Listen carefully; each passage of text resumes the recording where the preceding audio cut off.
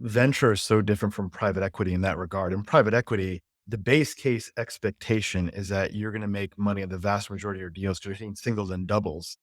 Whereas in venture, you do need extraordinary outlier performance from a handful of deals. Do you find that the mental model or rule of thumb that's out there that you need 1 to 2 fund returners to make the economics work, is that your, experience in general? So it helps if you can do that, but it's not the only way to make money.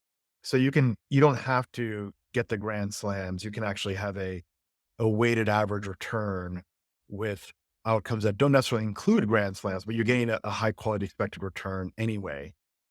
Yeah, I think the key is there are many ways to make money in venture, but you have to choose one and do it well. You can't have a grand slam or strikeout philosophy for half of your deals. Either it's your philosophy and you're going to be underwriting to a mega IPO or the thing could fail Yeah. and you to get in at a price where it's a fund returner or it isn't, or you create a decision process that actually understands how to underwrite intermediate outcomes, which by the way makes you more price sensitive. Absolutely.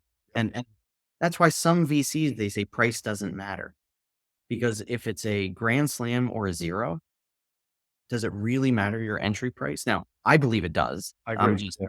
playing out a That's the philosophy. consensus view, I would say, though. And I'll generalize West Coast venture, plenty of West Coast venture friends too. But the thesis is, hey, look, if I get 1 to 2 fund returners, price doesn't matter because I'm looking for a 10x or multi unicorn reward that's going to compensate for the losers. And that's based on the insight that venture outcomes do follow a power law distribution.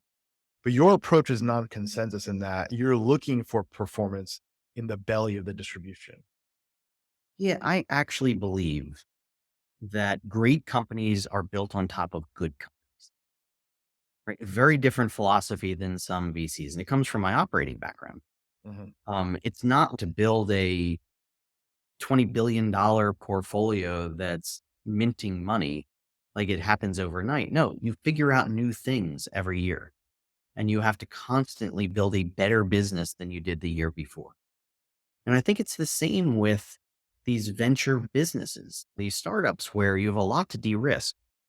But if every year the business is better than it was the year before, eventually you move out of the world of having no intrinsic value into a world where you have intrinsic value.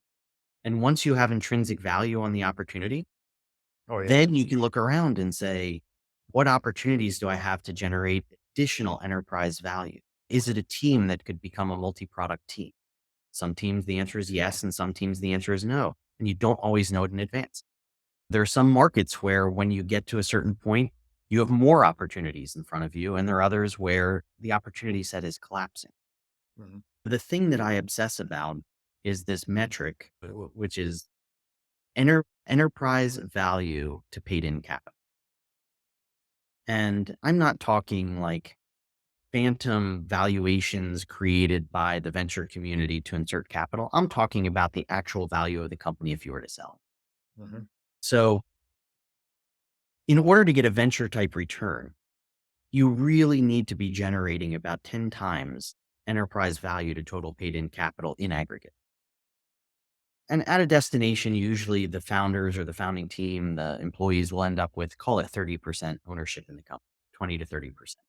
So it means that capital as a bucket ends up getting about a 7x return if you have a 10x enterprise value to paid in Mhm. capital. Mhm. That 7x return means that the last investor coming in probably gets about half of that average, maybe a little bit less than half that average. So call it a 3x return. And it means that the early investors end up getting double, triple, quadruple that return, depending on how early they were. So they end up getting the true venture returns of 15x, 20x, 30x returns. So capital efficiency is what's actually important in generating venture returns. And if you can find capital efficient models that can generate enterprise value, then you can invest with the middle of the distribution in mind. In fact, Right. Right. a lot of our outcomes were single digit billion IPOs.